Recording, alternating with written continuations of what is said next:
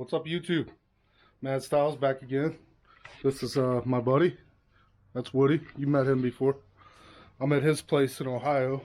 So we have a little project. My dad has a trike that was homemade, basically, which we've modified from time to time, and it has some issues. So this is built out of a 66 Ford Fairlane. The motor has been completely rebuilt, but as you can see, the paint's still on this header, so it's not firing on all 8 cylinders. And there's another one over there. It's the same way. If you pull the spark plug out, they're absolutely brand new. They've never seen spark. So far I've changed the cap and rotor. That did nothing. I changed the points because they were bad. Pulled the distributor and reset it because they had the plugs all backwards and stuff. Bear in mind, this motor's only seen probably 200 miles since it's been rebuilt. So it's been like this since it was rebuilt. So I think what we're going to do, I know what we're going to do. We're going to pull off the front of the motor, check and verify the actual timing with the timing chain. We got a book for it, like a shop manual from 1966. So yeah, we got help too, and we got goats. Let's see the babies. There's a baby. Got a bonus footage today. There's another. There's 2 more babies out there. Hoppity hop. Okay, so we're gonna start ripping this apart. I'll fill you in as we go. Okay, so first things first, we're gonna disconnect these hoses, take off the thermostat housing, pull off the fan, get rid of the belt, alternator, the bottom hose, and then we'll go to the water pump, and then we should be at the timing cover, hopefully. As long as there's not a fuel pump down there somewhere. I'm not really a Ford guy, so this is kind of new grounds. I've worked on them before, but just simple stuff.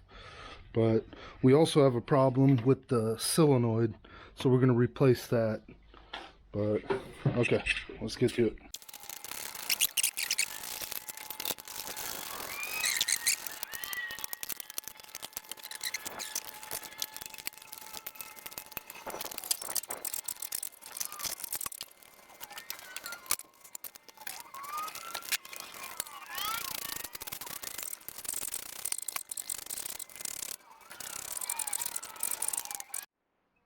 Okay, so we got the front off except for the timing cover.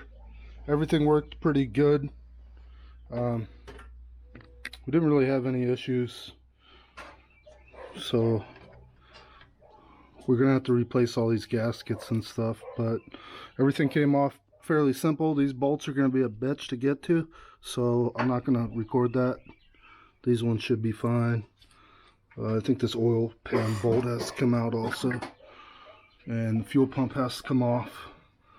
So we're gonna do that. So we got all this off, and it looks like the timing marks are lining up. There's 3 different keyways. Sorry for that view, but there's 3 different keyways, so I'm gonna have to look into that. But it looks like it's set up to the stock one. But what we did notice is, see how these valves, this is loose. This cylinder is on top dead center and it's still tight. The valve is stuck open. So I'm assuming the one on the other side is the same way, because we could hear it gallop when it was turning over like a horsey. But so yeah, we're gonna, and this one's way loose. Look at that. Oh, that's way loose. So I got a book for it. We're gonna dive into it. And also the ignition has this weird, I don't know, that's like a ballast resistor or something, and then they just jumped it. So what I'm gonna do is I'm gonna get like the old school Chevy HEI distributor, and they make them for everything. So we'll just switch this completely.